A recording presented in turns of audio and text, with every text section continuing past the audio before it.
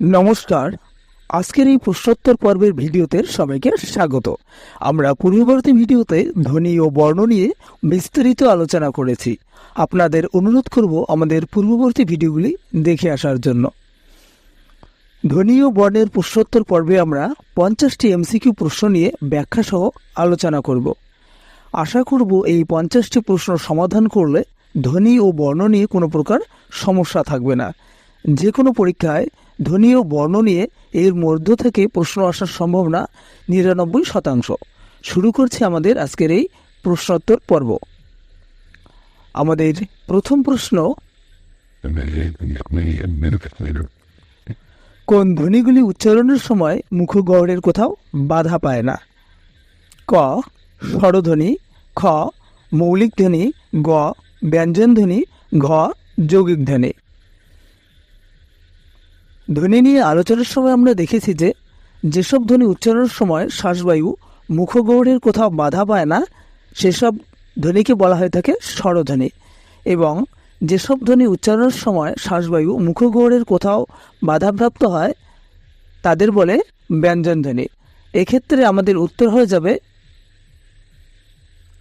ক নম্বর, অর্থাৎ স্বরধ্বনি। এবার আমরা দেখব দ্বিতীয় প্রশ্ন কি রয়েছে। বাংলায় মৌলিক স্বরধ্বনি কয়টি?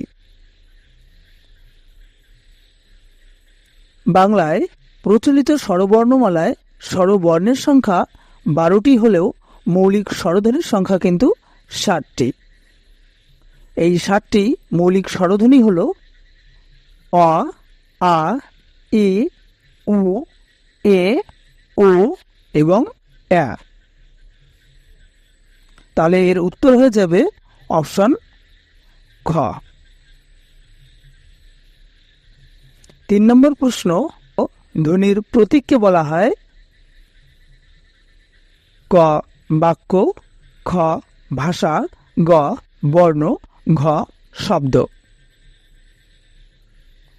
আমরা বাকযন্ত্রের সাহায্যে যেসব আওয়াজ বের করি সেগুলোকেই বলা হয়ে থাকে ধ্বনি। এই ধ্বনিগুলোকে যখন আমরা প্রতীকী চিহ্ন দেই বা এর কোনো রূপ দেই, লিখিত রূপ দেই, তখন তাদের বলা হয়ে থাকে বর্ণ।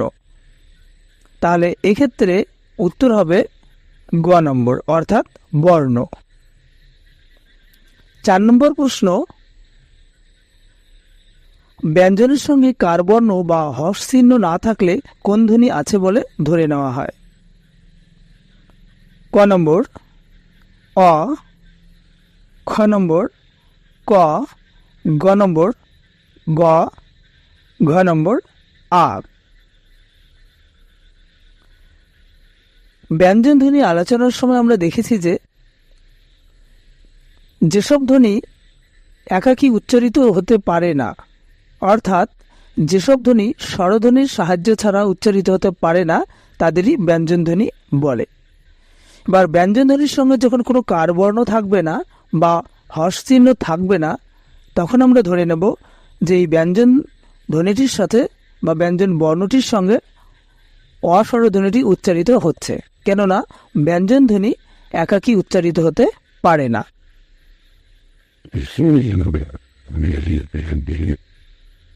তাহলে এক্ষেত্রে উত্তর হয়ে যাবে ক নম্বর, অর্থাৎ অস্বরধ্বনিটি। 5 নম্বর প্রশ্ন, স্বরবর্ণের সংক্ষিপ্ত রূপকে বলা হয় ক কারবর্ণ, খ অনুবর্ণ, গ রেফ, ঘ নম্বর ফলা।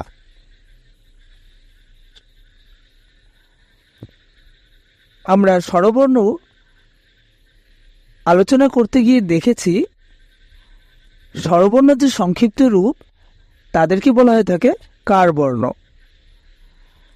যেরকমটা আ স্বরধ্বনিটির সংক্ষিপ্ত রূপ হচ্ছে আকার, রস্বই স্বরধ্বনিটির সংক্ষিপ্ত রূপ বা কার চিহ্ন হচ্ছে রস্বইকার। তাহলে এক্ষেত্রে উত্তর হবে ক নম্বর, অর্থাৎ কার বর্ণ। এবার আমরা দেখব 6 নম্বর প্রশ্ন, ব্যঞ্জনবর্ণের বিকল্প রূপের নাম। ব্যঞ্জনবর্ণের বিকল্প রূপের নাম হচ্ছে অনুবর্ণ, কিংবা অনেক সময় বলা হয়ে থাকে ব্যঞ্জনবর্ণের সংক্ষিপ্ত রূপের নাম অনুবর্ণ। এই অনুবর্ণগুলো 3 প্রকার হয়ে থাকে, রেফ, ফলা এবং বর্ণ সংক্ষেপ। রেফ সম্পর্কে আমাদের ধারণা আছে, ফলা সম্পর্কেও আমাদের ধারণা আছে। এবার বর্ণ সংক্ষেপটা কি? যেমন ধরা যাক ত বর্ণটি, এই ত বর্ণটির বর্ণ সংক্ষেপ হচ্ছে খণ্ডত। তাহলে এক্ষেত্রে উত্তর হবে খ নম্বর, অর্থাৎ অনুবর্ণ। ভাষার ক্ষুদ্রতম একককে বলা হয় ধ্বনি, শব্দ, রূপ, বাক্য। ভাষার ক্ষুদ্রতম একক হল ক, ধ্বনি। আমরা বাকযন্ত্রের সাহায্যে যা উচ্চারণ করি তাকেই বলা হয়ে থাকে ধ্বনি। এই ধ্বনিগুলি সমষ্টিগতভাবে ভাষার সৃষ্টি করে।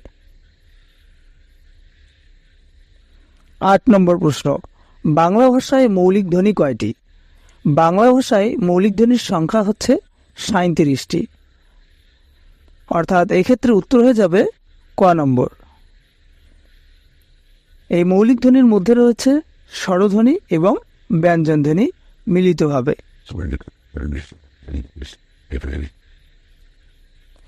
9 নম্বর প্রশ্ন, বাংলা ভাষায় মৌলিক ব্যঞ্জনধ্বনি কয়টি? বাংলা ভাষায় মৌলিক ব্যঞ্জনধ্বনি হচ্ছে 30টি, অর্থাৎ এক্ষেত্রে উত্তর হয়ে যাচ্ছে ক নম্বর। 10 নম্বরে আমরা দেখব মূল বর্ণের পাশাপাশি বাংলা বর্ণমালায় রয়েছে অনুবর্ণ, সংখ্যাবর্ণ, যুক্তবর্ণ। ঘ নম্বর সবগুলোই সঠিক। এক্ষেত্রে উত্তর হবে ঘ নম্বর, অর্থাৎ সবগুলোই সঠিক, কেননা অনুবর্ণও রয়েছে, সংখ্যাবর্ণও রয়েছে, যুক্তবর্ণও রয়েছে। এবার আমরা জানব সংখ্যাবর্ণ কি।